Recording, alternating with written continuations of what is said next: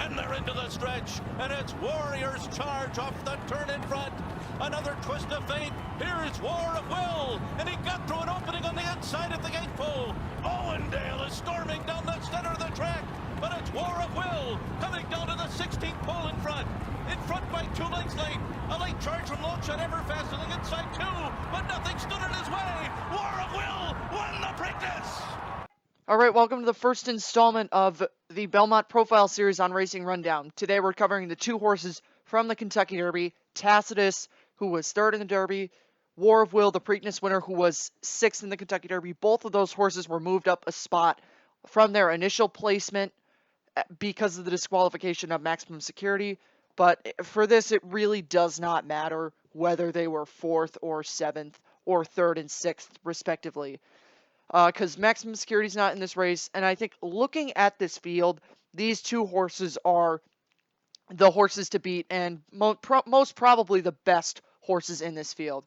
Now, this Belmont field probably is not going to be the most talented field, but that's not necessarily saying that Tacitus and War of Will, the 2 horses that in this field I think are the best. I'm not saying they're not good horses. I want to start with Tacitus first. Tacitus has run very well on New York racetracks. He won his maiden race at Aqueduct. He won the Wood Memorial, and in his life, generally, Tacitus has run very well. He also won the Tampa Bay Derby, and like I said earlier, was 3rd in the Kentucky Derby after the disqualification. But the thing that I'm going to say about Tacitus is he definitely fits the profile of the typical very good New York horse, and I think that's going to benefit him. I don't want to say benefit him significantly, but I think that's definitely something that's in the corner of Tacitus. The other thing is, and not that I like to play the pedigree game all the time, but his sire, Tappet, has sired 3 of the last 5 Belmont Stakes winners, Tonalist, Creator, and Tappert, respectively. The other 2 were American Pharaoh and Justified Triple Crown winners. So in the years where there hasn't been a Triple Crown winner, since 2014, Tappet has sired the 3 Belmont winners that were not in years of Triple Crown winners. So, not that that's going to play too much into it, but that is definitely something to note that Tappet, although he has not had the success on the Derby and Preakness side of it, Tappet has sired 3 Belmont winners to date.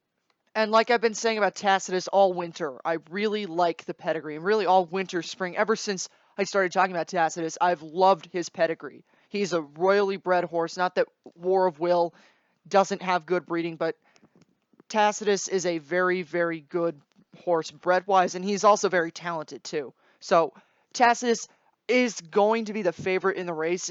That's the way it's shaping up right now. In this case, I don't necessarily agree with that because there hasn't been anything in War of Will that has showed me that he's not going to maintain his top form. Now, I know that he's run a lot of races over the past couple of months, and you can bring up the point of there hasn't been a horse to win the Preakness in the Belmont and not the Kentucky Derby since Fleet Alex in 2005, but I'll get to that in a minute. But I'm not necessarily with this part trying to take away from Tacitus. I think Tacitus is a very solid horse, and he's a good play in this Belmont Stakes. I'm just not sure that I like him as the favorite. Now I'm going to switch over to War of Will. War of Will, I said last week when I was talking about him after the Preakness that the Preakness kind of vindicated the decision that the stewards made in the Kentucky Derby, and I thought that War of Will, I never thought that War of Will wasn't impeded with in the Kentucky Derby, but I think that confirmed, the Preakness did, that there was definitely some major interference between War of Will and Maximum Security that warranted the disqualification. I will have that take for as long as I cover this sport, so I'm not going to spend too much time on that. I just wanted to say that. But War of Will looked very good in the Preakness. Now, he got a good trip, and it's a shorter race than a mile and a half. None of these horses have ever run a mile and a half before, and none of them are probably ever going to run a mile and a half again. But that being said, there's nothing that has shown me that War of Will is not going to be able to do well in this Belmont Stakes. Now, I'm not necessarily saying that I'm going to pick him for the race. I just think that we're ready to make a horse like Tacitus the favorite when Tacitus, I understand him being the favorite because he didn't run any time between the Preakness and the Belmont, or the Kentucky Derby and the Belmont, excuse me. So he's got that 5-week layoff, which that is definitely something to take into consideration. But War of Will, He did run in the Preakness. He did win. And I think War of Will is a talented horse. We saw the talent earlier in the year, and I thought War of Will was going to be the horse that, you know, I don't want to necessarily say was going to win the Triple Crown, but I thought War of Will, after the Risen Star and after all the other top horses had lost, I thought War of Will was the horse that was going to be the best of this crop. And we still don't know who the best horse in this crop is, but I think War of Will is not necessarily getting enough credit for winning the Preakness, and it doesn't get enough credit for the fact that, I basically drew a line through the Louisiana Derby. As far as I'm concerned, that race didn't happen.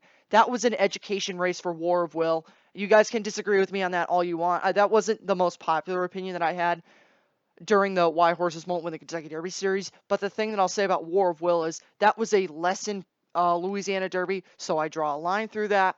The Kentucky Derby, the take of War of Will was not going to have anything left in the stretch of the Kentucky Derby, was never a correct take. And I think, again, we saw that in the Preakness, but War of Will wasn't just going to flatten out if Maximum Security hadn't veered out. I will stick by that for, like I said, as long as I cover this sport. I never bought that as an excuse for not taking down Maximum Security. But not to make this about Maximum Security and to make this about War of Will. Let's give him credit for what he's done. He looked really good in the Risen Star. He looked really good in the Lecomte. And he looked really good in the Preakness.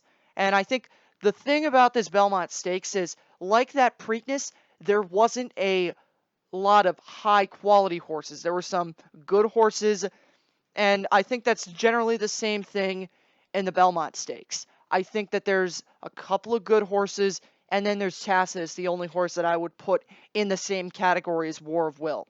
So there's some good horses, but I think this is generally a mediocre Belmont Stakes field. And I thought I kind of had the same feelings about the Belmont Stakes field that I had about the Preakness field.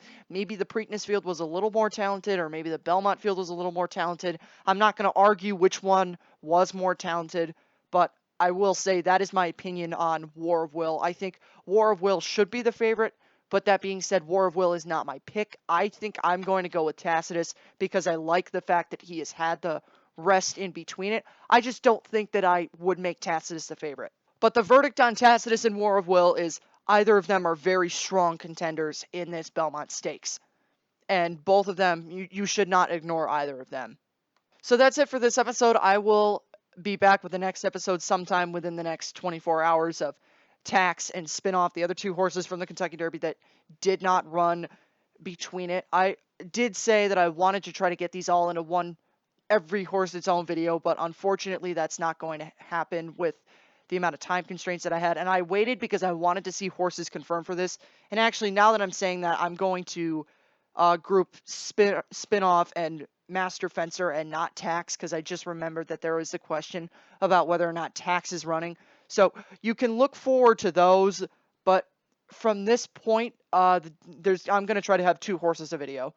Like I always say, if you want more from Racing Rundown, you can follow us on Twitter at Rundown Racing, Instagram Racing Rundown Podcast. Subscribe to the actual podcast wherever you get your podcasts. Stuff that we got coming this week. Obviously, we have the I think it's the 18th episode of the podcast that's coming out Tuesday, and then we have the 100-year special for Man of War that's coming out on Thursday, and anything else that comes out with this series. So I will see you guys probably tomorrow with Master Fencer and Spinoff, and then on Tuesday for the podcast. They're into the stretch, and here comes Tax and Tacitus, and the two of them are right together as they come to the 8th pole. Longshot Math Wizard has run a big one. He's third on the outside. Tacitus on the outside. Tax along the rail. Tacitus and Tax locked in battle at the 16th pole. It's Tacitus in front. Tax second on the inside as they come down to the line. Highcall takes third late. It is Tacitus in the Wood Memorial.